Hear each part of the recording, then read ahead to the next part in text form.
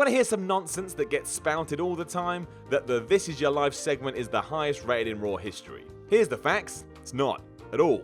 It was massive, of course, but that's more revisionist history that's just become accepted over the years, and damn it, I won't stand for it anymore. So instead, I'm gonna tell you what the truth is. Naturally, the Attitude Era reigns supreme when we're talking about ratings, because during the late 90s, things were nuts. When WCW and WWE were at their hottest, the NFL was more worried about them than the other way around. Imagine that being the case today.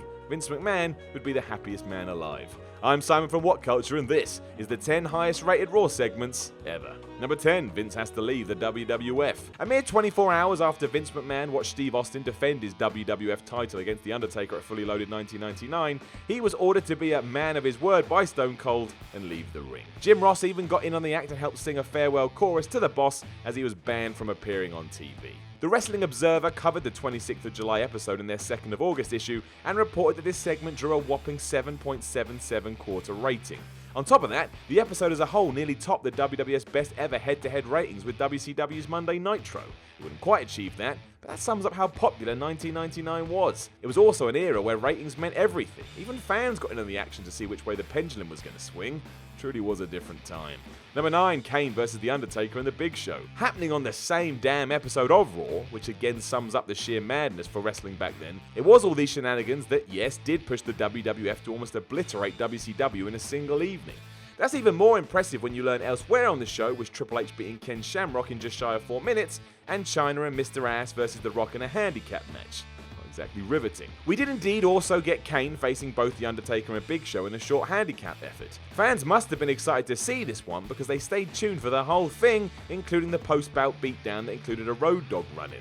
And who doesn't want to see that? A follow-up segment starring Deborah McMichael is cited as another reason Raw scored a 7.81 rating for the quarter, but Ben Stiller was also scheduled for the quarter after that, so maybe the audience was just desperate to see what he was going to do. Still, madness.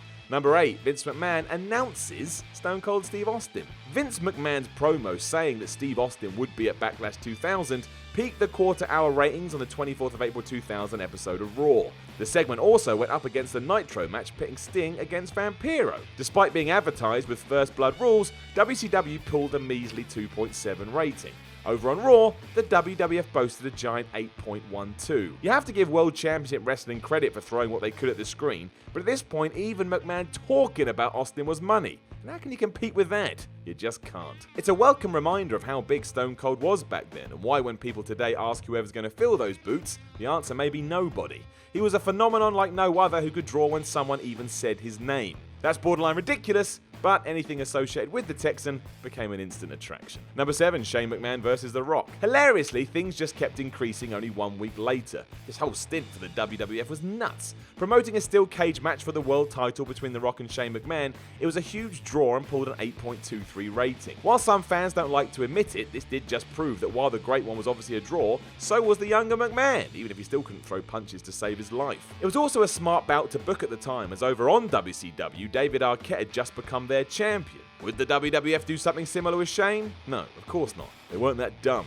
But it didn't stop the match from being one of those typically entertaining car crashes the Attitude Era was known for. The Raw overrun on this night also grew up to a scary 9.10, and for context, a recent Raw did 3.0. Number 6, The Rock and Kane vs. Kurt Angle and Chris Benoit. What a weird time this really was. A headline tag match between Chris Benoit and Kurt Angle going against The Rock and Kane was a quarter-hour smash hit, pulling a segment rating of 8.4. As Dave Meltzer would write in The Observer at the time, this meant the tag match instantly became the 6th most watched match in the history of cable television. Now, some people say Dave got this wrong, and the man corrected himself going forward, saying it may be in 7th place, but this is pulling at straws. All that matters is a rather humdrum tag match attracted an incredible amount of fans to tune in, and they stayed to watch it as well. This is without Stone Cold Steve Austin too, which underlines how popular The Rock had become on the 24th of July 2000, and another reason why the Attitude Era was so successful. You had 2 megastars. Today, we'd be lucky to get 1. Hell, half of 1. Number 5, This Is Your Life. And here it is, the long-touted number 1, even though it isn't. Still did massive numbers though, so who really cares? But yes, this journey featuring Mick Foley, The Rock and a colourful cast of characters remains one of the most beloved skits in WWE history, with Foley's natural charm and The Rock's razor-sharp wit turning it into such a success it prompted an attempted redo by Alexa Bliss last year. That version sucked, mind. The original was a huge hit, however, getting an 8.39 quarter-hour rating. The fact that this sustained through into the next quarter proves how much people were watching and enjoying it. They didn't want to leave. And what was going down on Nitro? Perry Saturn vs Conan drew a 1.58. Now that's no offense to Saturn or Conan, but that couldn't have done much for their egos. Number 4, The Rock and Lita vs Triple H and Trish Stratus. Still around this summer period of 2000, WWE could do no wrong, it seems. When Triple H and Trish teamed up to take on The Rock and Lita, everyone was all in and then some. It's weird too, as most remember that scene when it looked like the game and Stratus were up to no good, but this match seems to be long forgotten even though it smashed the ratings. Happening on the 31st of July episode of Raw, this was reflected in the 8.46 segment rating the match was responsible for in the headline slot. Like it or not, the on-off sexual tension between Triple H and Stratus was a selling point, because humans are scum.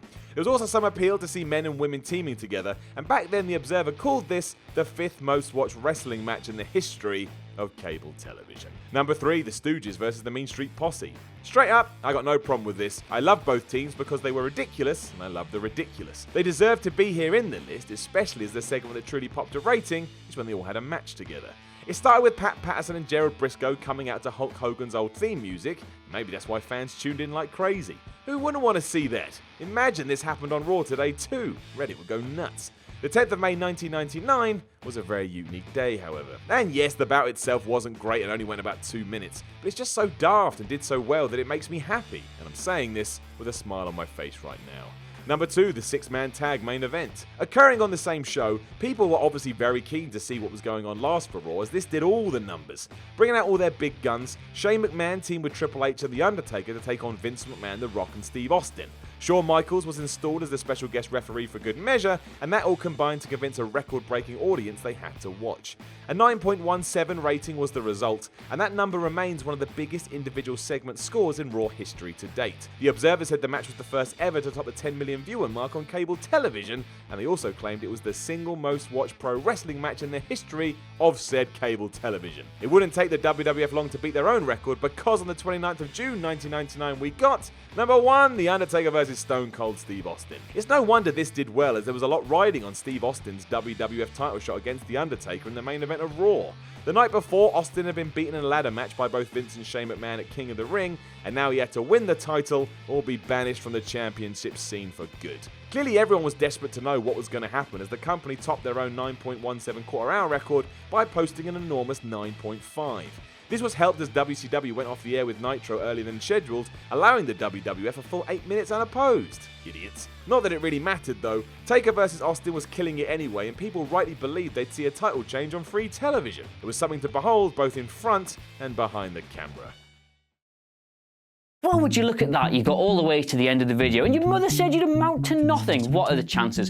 While you're here, why not watch one of our other many, possibly quite good channels, or watch another video which will be largely in the same vein as the quality content you've just endured.